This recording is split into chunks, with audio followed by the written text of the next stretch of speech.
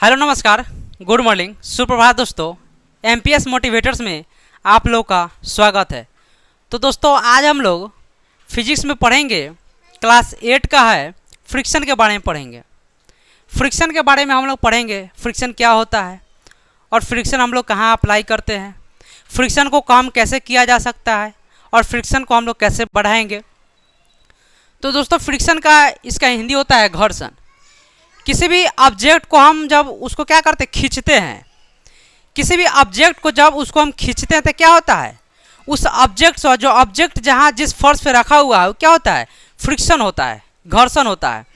जैसे कि हम लोग साइकिल चलाते हैं, तो साइकिल चलाते समय जब हम वहाँ पे ब्रेक अप्लाई करते हैं तो क्या होता है, वहाँ पे भी फ्रिक्शन अधिक मात्रा में अप्लाई होता है, फ्रिक्शन वहाँ पे भी बढ़ जाता है। जैसे कि एक और एग्जांपल हम लोग समझ सकते हैं, जैसे कि पेड़ पर हम लोग चढ़ते हैं और पेड़ पर चढ़ते समय जब ऊपर से जब नीचा तब हम लोग क्या करते हैं, फिसलते हैं, तो क्या होता है, वहाँ पे भी फ्रिक्शन अप्लाई होता है।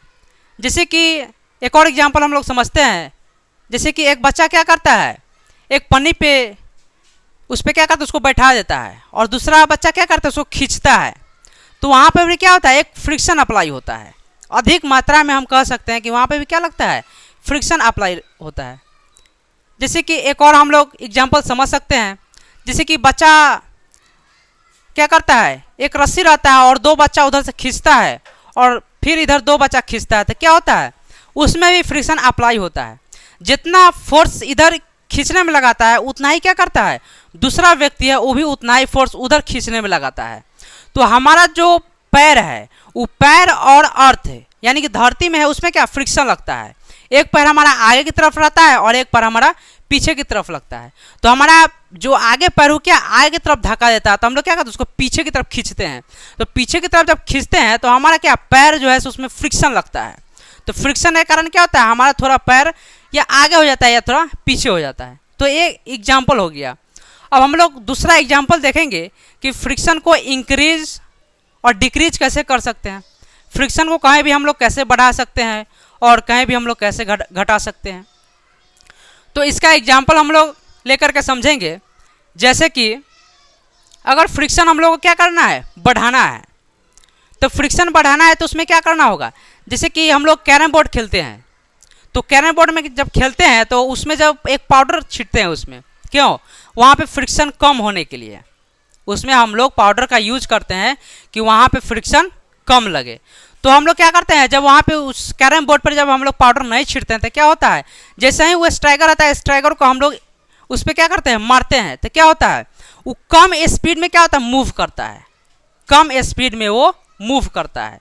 और ठीक उसी प्रकार उसमें थोड़ा सा पाउडर की अगर मात्रा देते हैं वो कैरम बोर्ड में, तो हमारा स्ट्राइकर जो रहता है क्या अधिक गति में यानी कि अधिक गति में क्या करने लगता है, वो मूव करने लगता है। तो दोस्तों ये समझ में आ गया होगा को फ्रिक्शन का हम लोग कहाँ घटा सकते हैं, कहाँ बढ़ा सकते हैं। एक और हम लोग एग्जांपल लेते हैं, जैसे कि सीमेंट का फर्श हो गया, तो वहाँ पे क्या होगा, वहाँ पे अधिक मात्रा में फ्रिक्शन अप्लाई होगा। कोई भी ऑब्जेक्ट को हमको खींच करके ले जाना है तो वहाँ पे क्या होगा, अधिक मात्रा में फ्रिक्शन अप्लाई होगा। अगर वही टाइल्स मार्बल जहाँ पे लगा हुआ है तो वहाँ पे क्या होता है, फ्रिक्शन कम हो जाता है। जैसे कि देखते होइएगा कोई भी व्यक्ति उस फर्श पे अगर मूव करता है तो क्या होता है, वो बहुत ही बारीकी से चलता है कि हमारा पैर कहीं फिसल नहीं जाए।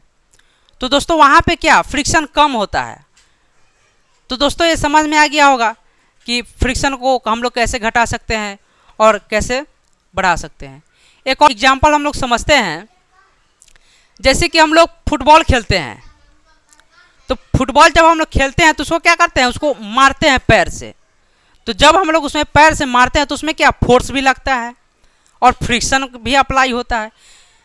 तो देखते हुए कि जब हम फुटबॉल को जब हम लोग उसको आगे की ओर मूव कराते हैं तो एक ऐसा पॉइंट आता है जहाँ पे वो क्या करता है, रुक जाता है, विराम अवस्था में आ जाता है। तो ऐसा क्यों होता है, तो दोस्तों ऐसा इसलिए होता है कि जितना उसमें हम फोर्स लगाते हैं उतना ही फोर्स से क्या होता है, गति करता है, मूव करता है। और जैसे जैसे उसका क्या अर्थ से उसका फ्रिक्शन होता है, घर्षण होता है, वैसे वैसे क्या होता है, उसके गति में चेंजिंग आ जाती है, उसकी गति डिक्रीज करने लगता है, उसकी गति में कमी आने लगती है। तो क्या होता है, एक पॉइंट पे जा कर के वो रुक जाती है। ठीक इसी प्रकार क्रिकेट खेलने वाला व्यक्ति जब क्या करता है, गेंद को मारता है, गेंद को मूव कराता है, तो गेंद भी क्या होता है, अधिक गति से वो भी मूव करने लगता है और एक ऐसा पॉइंट आता है जहाँ पे क्या होता है, रुक जाता है। तो दोस्तों ये किसके कारण होता है, ये सब फ्रिक्शन के कारण होता है। फ्रिक्शन के कारण उसमें जितना फ्रिक्शन होता है उतना है उसका क्या होता है, स्पीड उसका घटते चला जाता है। तो दोस्तों ये समझ में आ गया होगा। और दूसरा हम लोग ये समझेंगे, जैसे बाइक हो गया, बाइक क्या है, स्पीड में रहती है, बाइक मोशन में रहती है और उसको स्पीड को कम करने के लिए क्या करते हैं, हम लोग ब्रेक लगाते हैं। तो जब ब्रेक लगाते हैं तो वहाँ पे क्या अधिक मात्रा में वहाँ पे फ्रिक्शन अप्लाई होता है और जैसे ही फ्रिक्शन अप्लाई होता है वैसे ही क्या होता है, उसके स्पीड में कमी आने लगती है। तो दोस्तों ये भी क्या है, एक फ्रिक्शन का एग्जाम्पल है।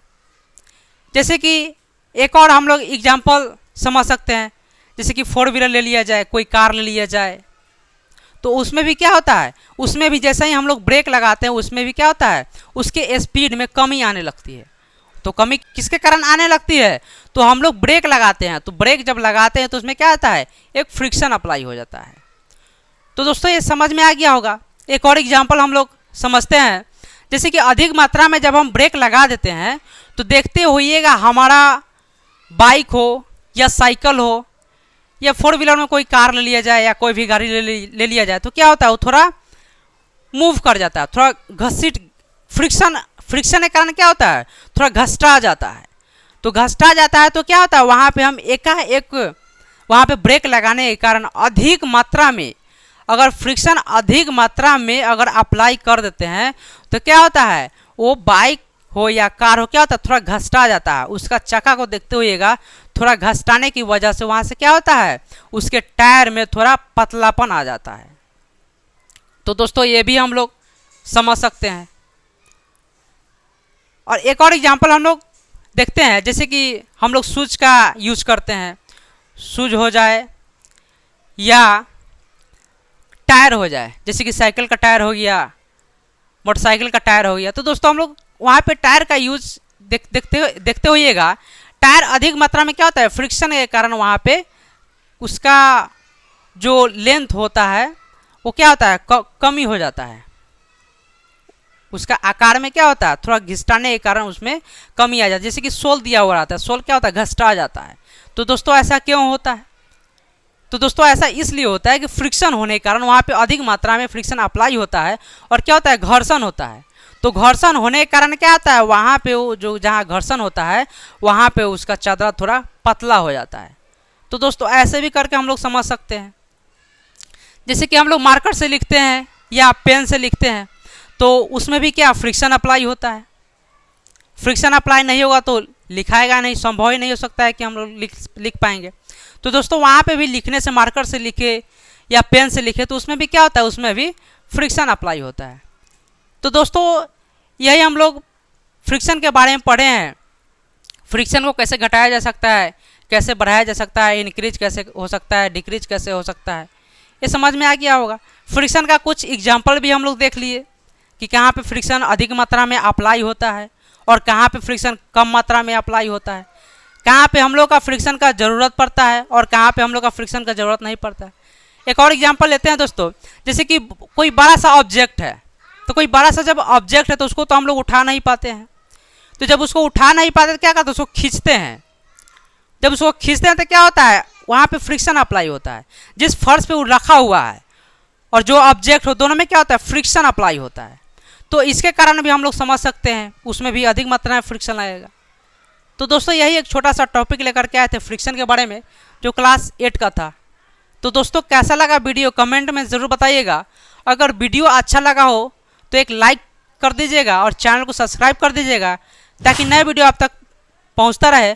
तो दोस्तों आज के लिए इतना ही, फिर हम लोग नेक्स्ट वीडियो मिलते हैं।